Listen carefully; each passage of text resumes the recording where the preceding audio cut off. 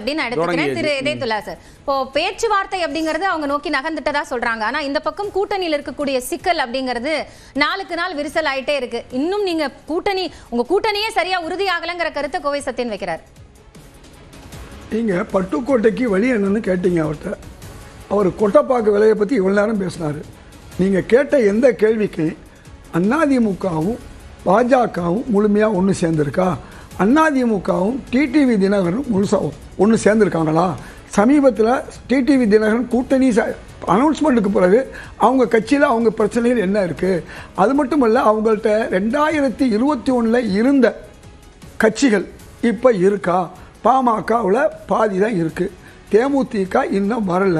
அதே மாதிரி 2019 இருந்த இந்த 2 கூட்டணியில் இருந்த நிலைமை இன்றைக்கி இருக்கா? நாங்கள் எப்படி இருக்கோம்? எங்கள்கிட்ட இருக்கிற கட்சி பூரா இருக்குது. கூடுதல் கட்சி மக்கள் நீதி மையம் வந்திருக்கு. இன்னும் பலர் எங்களோட பேசிக்கிட்டு இருக்காங்க. சார், அந்த இருக்கிற கட்சிக்குள்ளதான் பிரச்சனை அப்படிங்கறத தொடர்ந்து அவங்க வைக்கிறாங்க. அழகா சொன்னார் ராஜா தமிழ்மாறன். அதுதான் நானும் சொல்றேன், ஒன்றும் புதுசாக சொல்ல வேண்டியதில்லை. எங்களுக்கு பிரச்சனை கூடுதல் இடங்கள். நாங்களால் அந்த பேச்சை ஆரம்பிச்சிட்டோம்னு உலகத்துக்கு தெரியுது. அல்லது அதிகார பயிர் காட்டணும், அது கொடுக்குறாங்க இல்லையாங்கிறது திமுக தலைவரும் திரு ராகுல் காந்தி முடிவெடுக்க போகிறாங்க. நாங்கள் கூட்டணியில் இருக்கோம் என்பது எஃகு மாதிரி இருக்கும், பாறாங்கல் மாதிரி இருக்கோங்கிறது இன்றைக்கி நான் சொல்லிக்கிட்டு இருக்கேன். நான் ஒரு மாநில துணைத் தலைவர். அதனால் நான் உங்களுக்கு தெளிவாக சொல்கிறேன். எங்களில் சிலர் கேட்கலாம், அது கேட்குறது உரிமை இருக்குது. அதை கொடுக்காத முடிவு யார் எடுக்க முடியும்? திமுக தலைவரும் காங்கிரஸ் தலைமையும் தான் முடிவெடுக்க முடியும். நாங்கள் நம்முடைய ராஜா சொன்ன மாதிரி நாங்கள் எப்படி இருக்கோம்? திரு செல்வ பெருந்தகை ஏதாவது திமுகவோட கூட்டணியிலேன்னு ஏதாவது ஒரு வார்த்தை சொல்லியிருக்காரா? திரு ராகுல் காந்தி எங்களோட கூட்டணியில் இல்லைன்னு சொல்லியிருக்காரா? எங்களுடைய தலைவர் கார்கே அவர்கள் சொல்லியிருக்காரா? நாங்கள் கூட்டணியில் இருக்கோம். இந்த பேச்சு இனிமேல் தான் அவங்களுக்கு வரப்போகுது. எங்களுக்கு முந்தி வந்துருச்சு. என்ன முந்தி? எங்களுக்கு அதிகார உரிமையை வெளிப்படுத்துறது இல்லை சார். ஆனால் ஒரு தலைமையினுடைய கட்டுப்பாட்டை மீறி செயல்படும் போது தான் அந்த கூட்டணிக்குள்ள சிக்கலாங்கிற கேள்வி வருது. கூட்டணியின் தலைமைன்னு என்ன அர்த்தம்? இல்ல, அதுதான் அவங்க கேக்குறாங்க. ராகுல் காந்தி எங்கேயாவது கண்டிச்சாங்களா? கேட்கிற கேள்வி தலைமைனா என்ன அர்த்தம்? ஒரு ஆள் இருக்கிறது பேர் தலைமையா? தலைமைனா 10 பேர், 10 கருத்து இருந்தா தான் தலைமை. ஏன் 10 கட்சி இருக்கு? திமுகவுடைய கொள்கையும் காங்கிரஸ் கொள்கையும் ஏறத்தாழ ஒன்னா இருக்கு. அதிமுக கொள்கையும் பிஜேபி கொள்கையும் மதவாத கொள்கை அவங்களுக்கு ஒன்னா வந்துட்டாங்க. அப்ப ஏன் 2 கட்சி வச்சிருக்காங்க? நினைச்சிருந்தா அமித்ஷா அவர்களை எடப்பாடியோட சேர்த்து மோடி எம்கேன்னு ஆரம்பிச்சிருக்கலாம். ஏன் மோடி எம்கே ஆரம்பிக்கல? நீங்க சொல்றது கட்சிக்குள்ள இருக்கக்கூடிய ஜனநாயக உரிமை, அதுக்கு 10 கருத்து வரலாம். ஆனா தலைமையினுடைய முடிவுக்கு கட்டுப்படுறதுங்கிறதும் தானே கட்சியினுடைய ஜனநாயகம். தலைமை சொல்றதுல சில குறைகள் இருந்தா எடுத்து சொல்வது எல்லாருக்கும் உள்ள உரிமை தான். அது கடமையாக கூட இருக்கலாம். நான் சொல்றது, எங்களை பொறுத்தவரை எங்க தலைமை, தமிழ்நாட்டு தலைமையோ அகில இந்திய தலைமையோ, நாங்கள் திமுகவுடன் கூட்டணியில் இல்லைன்னு யாராவது இந்த 3 பேர்ல ஒருத்தர் சொன்னாங்களா? கூட்டணியில இருந்துகிட்டே காங்கிரஸ் சொல்லக்கூடிய இந்த கருத்துங்கிறது உங்க கூட்டணியை பாதிக்காதா? நான் கேட்கிறேன். இப்போ கூட்டணியில் சேர்ந்தவங்க ஏற்கனவே என்ன பேசிக்கிட்டாங்க? அதே 420 நம்பிக்கை துறை இந்த மாதிரி திரு ராஜா கண்ணப்பன் எங்களை பற்றி பேசினாரா? இல்லை நாங்கள் அவரை பற்றி பேசியிருக்கோமா?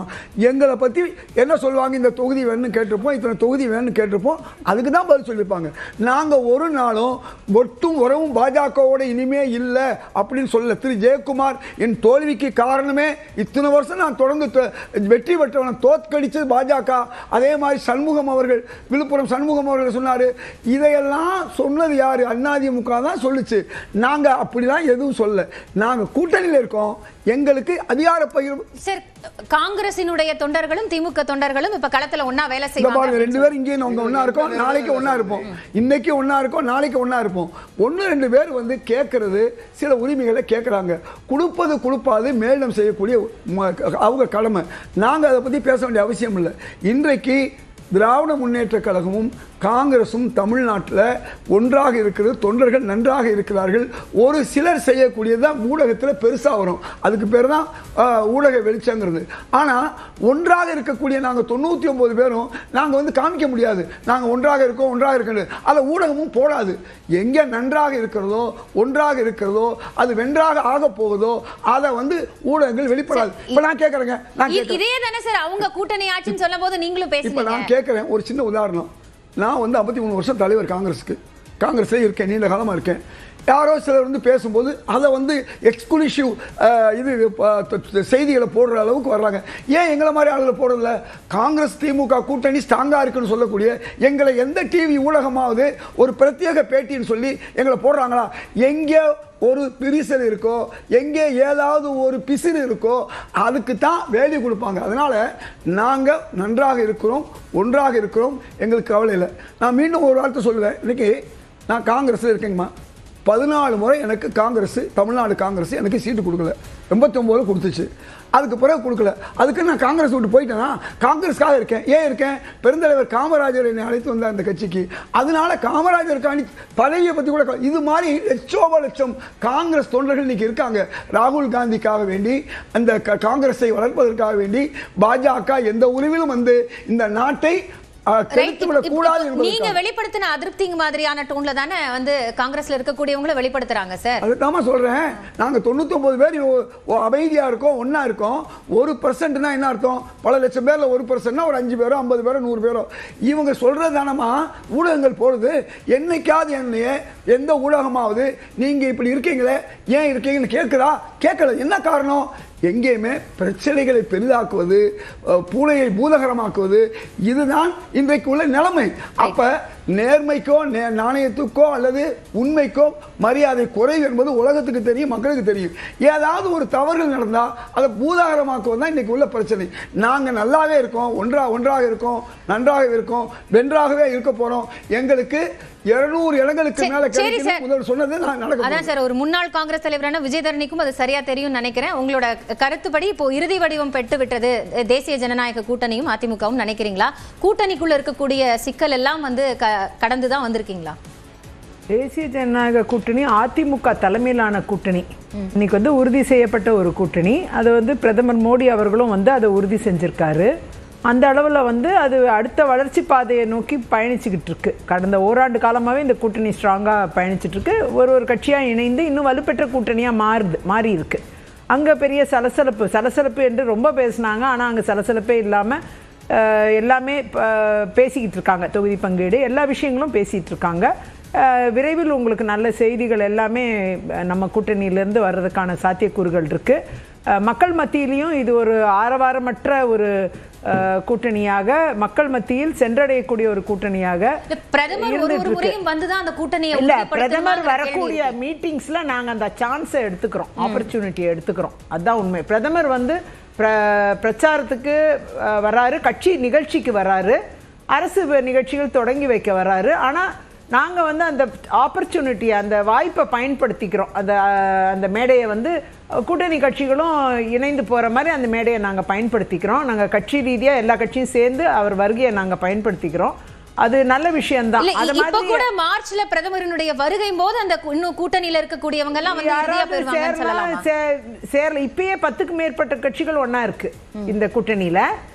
இதுக்கு மேல யாராவது வந்தா பிரச்சனை, வந்தா சேர்ந்துக்கலாம், வரலனாலும் அதனால ஒன்றும் இல்லை. மீண்டும் கூட்டணி கட்சிகள் எல்லாரும் சேர்ந்து அந்த மேடையை அலங்கரிக்கும் வாய்ப்பு இருக்கும். இல்லைன்னா அது கட்சி நிகழ்ச்சியாகவும் இருக்கலாம்.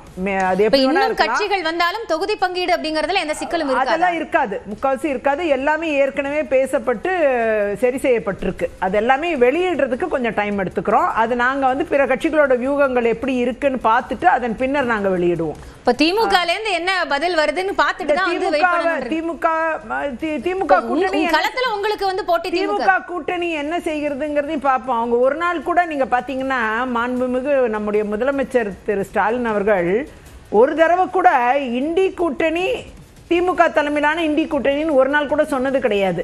அதை பார்க்கணும் நீங்க. ஆனால் எதிர்கூட்டணியில் அப்படி கிடையாது. அது தேசிய கட்சிக்கும் மரியாதை இருக்குது, தேசிய கூட்டணிக்கும் மரியாதை இருக்குது. இங்கே யார் தலைமையில் கூட்டணிங்கிறது நாங்கள் கரெக்டாக சொல்லியிருக்கோம். ஆனால் அவங்க இண்டி கூட்டணின்னு ஒரு நாள் கூட சொன்னது கிடையாது. அந்த அளவில் நீங்கள் பார்த்தீங்கன்னா அந்த காங்கிரஸ்ங்கிறத சொல்றதையே கஷ்டப்படுறது தான். இந்தியா கூட்டணிங்கிறது தேசிய அளவுல, தமிழ்நாடு அளவுல பார்க்கும்போது இண்டி கூட்டணி திமுக தலைமையிலான இண்டி கூட்டணின்னு தான் சொல்லணும். அதுதான் கரெக்ட். ஆனா இது வரைக்கும் சொன்னது கிடையாது. அவங்க திமுக கூட்டணி மட்டும்தான் சொல்லுவாங்க.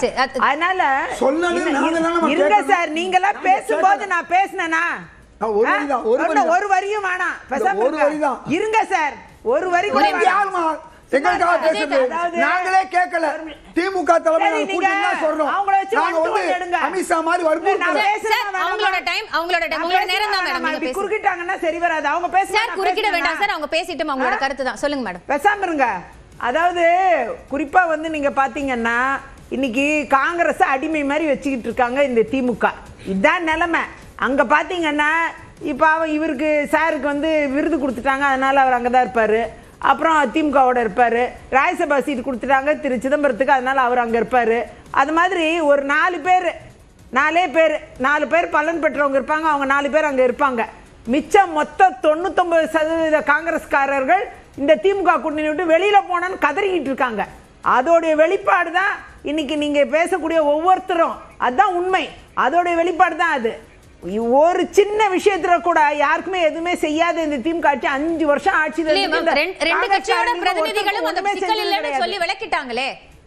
என்ன விளக்கிட்டாங்க? அவங்க பாத்திரத்தை தான் விளக்க முடியும். அது வேற ஒண்ணும் விளக்க முடியாது. அது அந்த அளவுல. ஆமா, எங்களுக்கு தெரியும். நாங்க பெண்கள்னா அப்படி இருப்போம். அதனால தரம் தாழ்ந்தவங்க ஆரோக்கியமா போல. அதனால உங்களுக்கு தெரிஞ்சது பாத்திரம் விளக்குறது எங்களுக்கு தெரியாதுன்னு சொல்றேன். ஆமா, பெண்கள்னா உங்களுக்கு தரம் தாழ்ந்து பேசுறது தெரியல. உங்களுக்கு தான் தெரியும். பாத்தீங்களா எவ்வளவு பெண்களை எவ்வளவு மோசமாவே பேசுறாங்க. பாத்தீங்களா பெண்களுக்கு நீங்க சொல்றீங்க எங்களுக்கு தெரியாதுன்னு சொன்னீங்க. இருங்க இல்ல உங்களுக்கு தெரிஞ்சது எங்களுக்கு தெரியாதுன்னு சொன்னேன். நீங்க பேசும்போது நான் பேசினேன். பாத்திரம் விளக்குறத கொண்டு வரலாங்க. அவை நாகரிகம் வேண்டாமா? இங்க பாருங்க. அவை பாத்திரம் விளக்குறத கொண்டு வருவாங்களா? விவாதமா எடுத்துட்டு போங்க. நீங்க அவங்கள வச்சு பேட்டி என்ன பேசுறாங்க? நீங்க சும்மா இருங்கங்கறாரு. அவரை மிரட்டுறாங்க. கைக்கு ஒரு மரியாதை கொடுக்கணும் சார். அவங்க இல்ல அவர் பேசுவார்னா அவரை வச்சு மட்டும் நடத்துங்க. நான் வேணா பேசாம இருக்கேன். நீங்க நிறைவு செய்யுங்க. அவங்களுக்கு இவ்வளவு பதட்டமா இருக்கு. அதாவது பெண்கள்னா என்ன பாத்திரம் விளக்கதா லைக்னு சொல்றாங்க பாருங்க. பொம்பளைகளை எவ்வளவு நீங்க தான் சொன்னீங்க. இதுதான் திமுக.